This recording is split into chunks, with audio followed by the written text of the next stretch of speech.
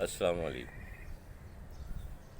آج میں اپنا آغاز کرتا ہوں اپنی ایک نظم سے۔ نظم جو ہے وہ دیکھ کے پڑھنی چاہیے ورنہ وہ آگے پیچھے ہو جاتی ہے۔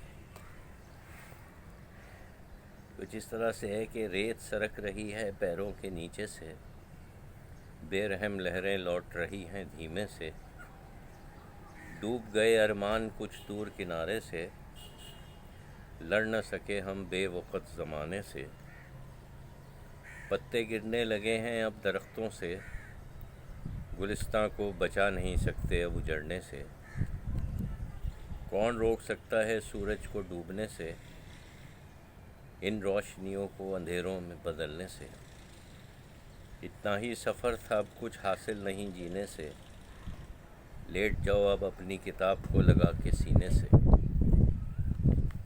ویسے تو یہ بڑی ڈپریسنگ قسم کی نظم ہے،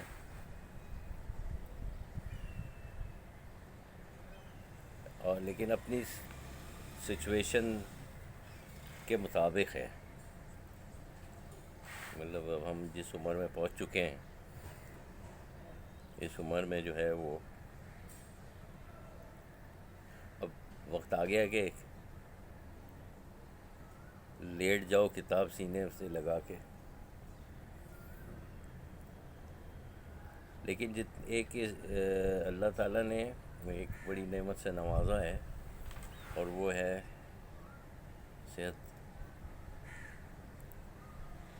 اب کوئی جو جیون ساتھی تھا وہ چھوڑ کے چلا گیا، اب میرے بچے جو ہیں وہ اپنی زندگیوں میں مصروف ہیں، اب میں اکیلا ہوں۔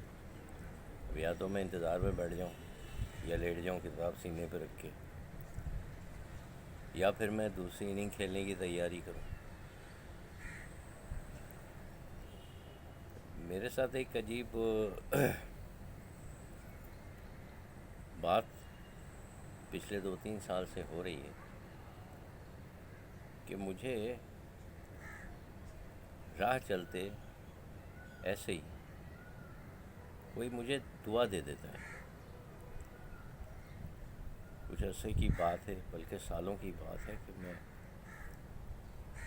میں نے کسی کو سلام کیا بزرگ سمجھ کے، انہوں نے مجھ سے کہا کہ اللہ تمہیں تندرستی عطا فرمائے۔ تو ان کی بات ایسی دل کو لگی، غور کیا کہ تندرستی کتنی بڑی دعا ہے، کتنے چھوٹے سے الفاظ میں انہوں نے، اور تقریباً 1 سال بھر کے بعد انہی نے مجھے دعا دی کہ جتھے تیرے پیر اتھے تیری خیر۔ پنجابی تو مجھے نہیں آتی ہے، لیکن میں نے پوچھا تو انہوں نے کہا کہ جہاں بھی آپ رہیں خیر سے رہیں۔ اس طرح کی مجھے سال میں ایک دعا کہیں سے مل جاتی ہے، کوئی دے دیتا ہے۔ چلتے پھرتے راہگیر جاتے جاتے کسی کو سلام کیا تو ملی۔ مطلب کوئی پرٹیکولرلی کسی ماں کی دعا یا باپ کی دعا نہیں ہے، یہ ایسے ہی نہ کہ جان نہ پہچان۔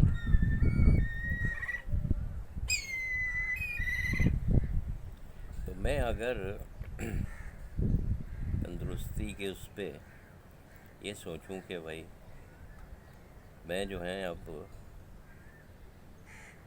نئی زندگی یا دوسری اننگ کھیلنے کے لیے 2 چیزوں کی ضرورت ہے مجھے، ایک ذریعہ آمدنی اور دوسرا جیون ساتھی۔ پھر میری جو ہے وہ، لیکن چونکہ آج کل یہ جو کرونا کا لاک ڈاؤن میں بیٹھے ہیں تو یہ دونوں چیزیں اس میں ممکن نہیں ہیں۔ تو گویا یہ کہ پہلی چیز تو یہ ہوئی کہ آپ کورونا کے اس سے نکلیں، لاک ڈاؤن سے، اس کے بعد آپ آمدنی کا ذریعہ تلاش کریں، اور اس کے بعد جو ہے وہ جیون ساتھی تلاش کریں۔ اچھا، ایک عجیب بات ہے وہ بات کچھ اس طرح سے ہے کہ جیسے اب ہماری جو عمر ہو گئی ہے ویسے ہی ہماری شکل بھی ہے، بال سفید ہیں، داڑھی ہے، جھریاں چہرے پہ پڑی ہوئی ہیں، لیکن اندر جو دل ہے وہ ابھی تک جوان ہے، وہ آمادہ ہی نہیں ہوتا ہے بوڑھا ہونے میں۔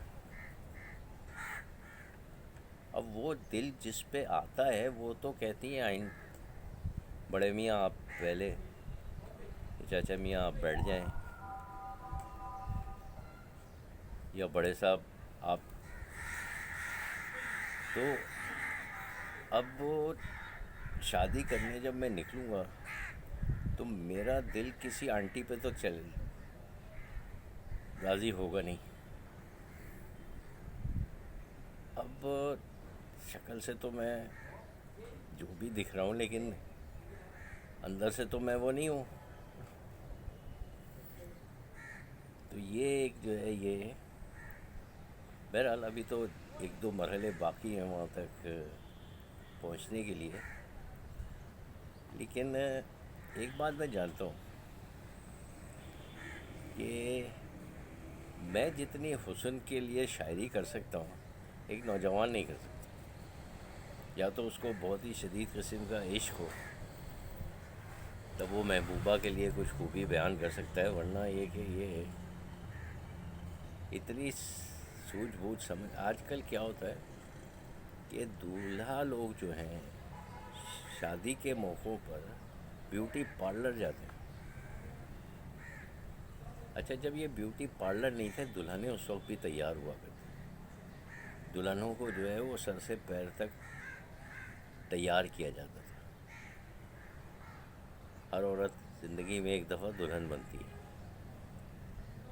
اس کے بعد جب بیوٹی پارلر وغیرہ آ گئے تو وہ بیوٹی پارلر نے یہ جو تھا ان کا میک اپ وغیرہ کی ذمہ داری لے لی دلہن کی، اور وہ جو ہے آسانی ہو گئی۔ لیکن اب مردوں کے بھی بیوٹی پارلر آ گئے، اب دلہا میاں بھی جو ہے وہ بیوٹی پارلر جاتے ہیں۔ ویسے تو اس میں کوئی خرابی نہیں، لیکن جو بات میں کہنا چاہ رہا ہوں وہ یہ ہے کہ یہ رواج دلہن کا تیار ہونے کا ہے، یہ دن دلہن کے تیار ہونے کا ہے، وہ بال سے لے کے پیر کے ناخن تک اس کو تیار کیا جاتا ہے۔ اب اگر دلہا میاں بھی پالش کروا کے آ رہے ہیں بیوٹی پارلر سے تو وہ تو اپنی ہی بال دیکھتے رہیں گے، اپنی ہی شکل آئینے میں دیکھتے رہیں گے، ان کی تو وہ نظر بھی نہیں پڑے گی، ان کو تو وہ محسوس بھی نہیں ہوگا کہ تاکہ اس کی جو اس کا حق ہے وہ اس کی تعریف کر سکے۔ لہٰذا یہ سوچنے کی بات ہے کہ یہ دن جو ہے یہ دلہن کا ہے، وہ ایک ہی بار دلہن بنے گی، وہ کوئی بار بار دلہن نہیں بنے گی۔ لہذا آپ جو اس نے جو اتنی تیاری کی ہے آپ کے لیے، اس کا حق ادا کریں تعریف کر کے۔ لیکن وہ اپنے ہی کنگھی اور اپنے چہرہ آئینے میں دیکھ کے کہ میں کیسا لگ رہا ہوں، بھائی آپ کو کوئی نہیں دیکھ رہا، وہ دن آپ کے دیکھنے والا دن نہیں ہے۔ ایک بیوی کو شوہر سے کیا چاہیے؟ تحفظ چاہیے، اعتبار چاہیے، آپ کا حسن نہیں چاہیے، آپ حفاظت کر سکیں اس پہ اعتبار کر سکیں۔ میاں بیوی کا رشتہ جو ہے یہ محبت کا رشتہ نہیں ہے، یہ نبھانے کا رشتہ ہے، اس کو نبھایا جاتا ہے۔ محبت تو آپ کو معشوقہ سے محبوبہ سے ہوتی ہے، اگر آپ کی محبوبہ سے شادی بھی ہو گئی تو وہ جو ہے وہ عشق پہ نہیں چلتی ہے۔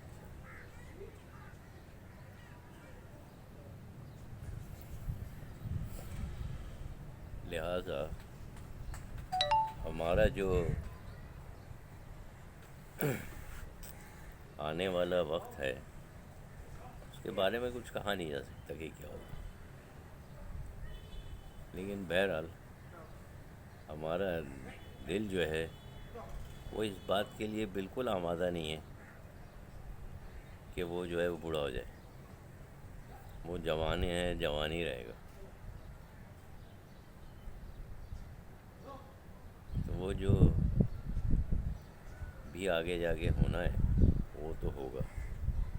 ویسے تو اپنی پوزیشن وہی ہے کہ ریت سرک رہی ہے پیروں کے نیچے سے، اور یہ کہ پتے جھڑ رہے ہیں درختوں سے اور سورج ڈوب رہا ہے، اور موقع تو یہی ہے کہ کتاب سینے پہ رکھ کے لیٹ جاؤ. لیکن پھر وہ دل جو ہے وہ ایسا کرنے نہیں دیتا ہے. تو ایک کشمکش میں گزر رہی ہے. سہارا مل گیا ہے کورونا کا، وقت گزر رہا ہے. اس لاک ڈاؤن سے نکلیں گے تو پھر حالات دیکھیں گے، اس کے مطابق پھر جو ہوگا وہ کریں گے. بہتر ہی کریں گے، اچھا ہی ہوگا. خدا حافظ.